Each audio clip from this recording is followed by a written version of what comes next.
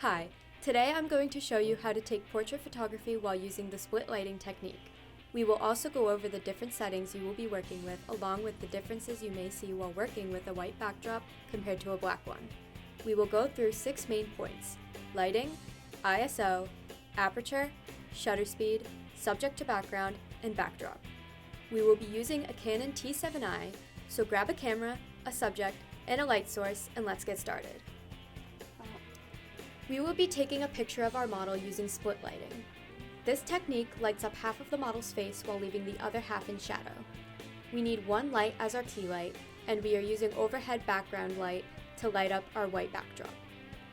Now that we have our white backdrop set up as well as our light, all we have to do is move it into the correct position. Your camera should be a few feet away, lined up directly in front of your subject. The camera is mounted onto a tripod to reduce shake. Line your light up perpendicular to the subject so that the light only shines on one half of the face. Let us take a picture here, now that we have our split lighting correctly set up. Looking at the picture, we can see that this is very underexposed. If you half press the shutter button on the camera, a light meter will pop up on the camera's screen. Our light meter is reading far to the left, which tells us that our photo is underexposed. Our goal is to get it to read right in the middle of the meter, which would be neutral exposure. Now that we have established our split lighting, we can move on to our next topic, ISO. The lower our ISO, the better quality the picture will be. So, we will set our ISO at 200 to start us off, and we can always go back and bump it up if necessary. We can see from that small adjustment, our light meter has slightly shifted closer towards the middle. Now that we have the correct lighting and ISO, we are moving on to aperture. Typically in portraits, you want to have a shallow depth of field so that the subject is the first thing your viewers see and aren't distracted by the background. We will be setting our aperture to an f-stop of 4.5.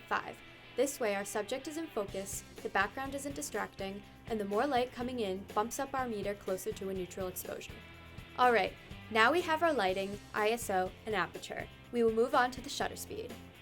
Our model isn't moving, and we are using a tripod, so we have flexibility and can slow down that shutter speed to let more light in if necessary. For our photo, we will use a shutter speed of 1/20, and we can see that our light meter reads perfectly in the middle. Now we can take a picture here and see what our neutral exposure looks like. Our light meter tells us that we are at a neutral exposure, but that does not mean the picture taken will be properly exposed.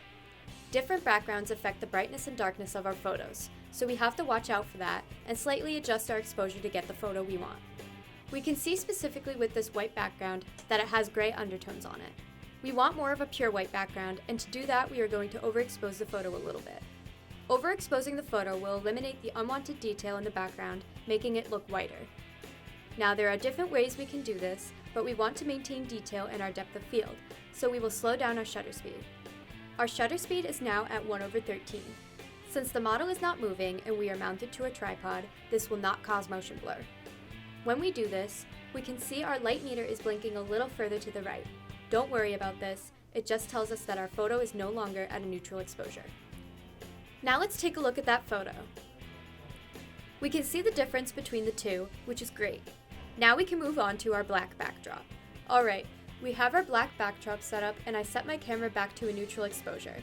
Let us take a picture here. As we can see, there are a lot of gray tones going on in the background, but we want black, so we are going to underexpose our photo a little bit. Now our shutter speed is at 1/20. We can see that the meter is blinking slightly to the left. We are going to take our picture here and see how it looks. We can see from this picture that the background looks more black. This brings us to another important factor during portrait photography, the relationship between your background and subject. Eliminating shadows in your photos will give them a much cleaner look and will overall be less distracting. The distance between your subject and backdrop factors into how visible and intense your shadows will appear. To reduce them, simply have your subject move further from your backdrop.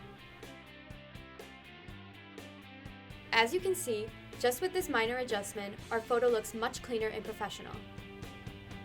Now you will be able to take portrait photography using the split lighting technique with either a black or white background.